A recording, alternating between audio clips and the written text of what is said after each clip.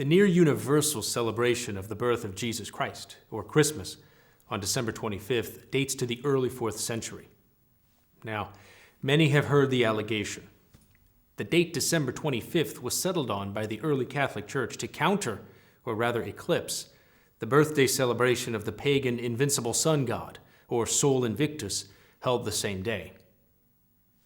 Thus, many claim not only is December 25th not at all the real birthday of Jesus, but even more, the date exposes how the early church merely usurped pagan legends and myths in the covert fabrication of their own. Well, upon further study, it is clear that not only is this allegation highly unconvincing, it is historically suspect. One of the earliest presentations of December 25th as the birthday of Jesus Christ was given by St. Hippolytus of Rome in his commentary on the book of Daniel, specifically Daniel chapter 4, verse 23, given around the year 203 A.D. The pagan celebration of the birthday of Sol Invictus on December 25th, however, was not instituted until later that century, in the year 274 A.D., by Emperor Aurelian. Thus, the earlier existence of the date within Christian circles as the real birthday of Jesus makes a Christian borrowing from pagan sources rather unlikely. In fact, it is far more likely that the borrowing went the other way, that it was the pagan celebration of Sol Invictus that took December 25th from the Christians who already celebrated it. But this still leaves open the question, why would Christians have chosen December 25th as the birthday of Jesus in the first place? Was there a reason for this date? Well, yes. In his gospel, St. Luke tells us of the births of both Jesus and John the Baptist. He tells us that the two births were separated by 6 months. During the Annunciation, when the angel Gabriel announces to the Virgin Mary that she would bear a son, Gabriel says, "Behold, your kinswoman Elizabeth, in her old age, has also conceived a son, and this is the 6th month with her who was called barren." In addition, St. Luke tells us that John the Baptist was conceived after his father, Zechariah, saw a vision in the temple and was struck dumb.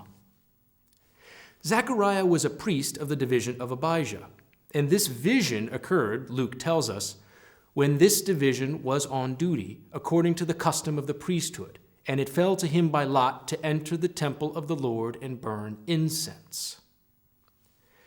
Now, ancient Christians believed that Zechariah was a high priest. For example, the apocryphal infancy Gospel of James, probably written in the early 2nd century, claims just as much. So, if Zechariah was indeed a high priest, as early Christians supposed, this implies that his offering of incense in the temple and the accompanying vision announcing the conception of his son occurred on the Jewish Day of Atonement, that is, Yom Kippur. The Feast of Yom Kippur comes mostly in late September, and most likely did so also in the 2nd century. Thus, early Christians simply, did the math and calculated the dates of the two births.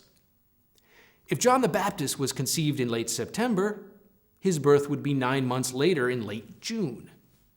If John the Baptist's birth was in late June, the birth of our Lord, whose conception was 6 months after John's, would be 6 months after that in late December. But this ballpark estimate of late December still leaves us questioning. Why did the early church settle specifically on December 25th? To answer this question, we must realize that, first, it seems that many early Christians thought, if indeed incorrectly, that Yom Kippur always fell on September 24th. Thus, John would have been born on June 24th, 25th, and Jesus 6 months later on December 24th, 25th. But second, given the measurements of the time, the ancients believed June the 24th to be the longest day of the year. Likewise, they believed December 25th to be the shortest day of the year. So given these astronomical events, settling on the dates June 24th and December 25th would have been quite natural. St. Bede, in the 700s, reflected on the meaning of these events and taught that, just as John the Baptist claimed, "This joy of mine is now full. He must increase, but I must decrease. So now does the very daylight do the same. the daylight begins to decrease on the birthday of John, but begins to increase on the birthday of Jesus.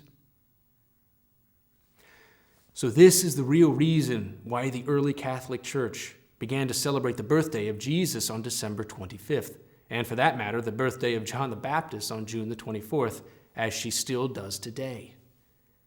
Some will object that we have no absolute certainty that December 25th was the birthday of Jesus.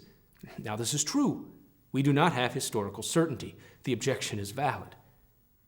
But let us not assume that the early church merely pirated the date from some pre-existing pagan holiday, along with the accompanying symbols and folklore that came with it. No. The early Catholics truly believed that Jesus was born on December 25th. Yes, we do not know for sure, but for us today, it is a better date for the birthday of Jesus than any other. Brothers and sisters, have a Merry Christmas. This is Father Brad Elliott for the Western Dominican Province.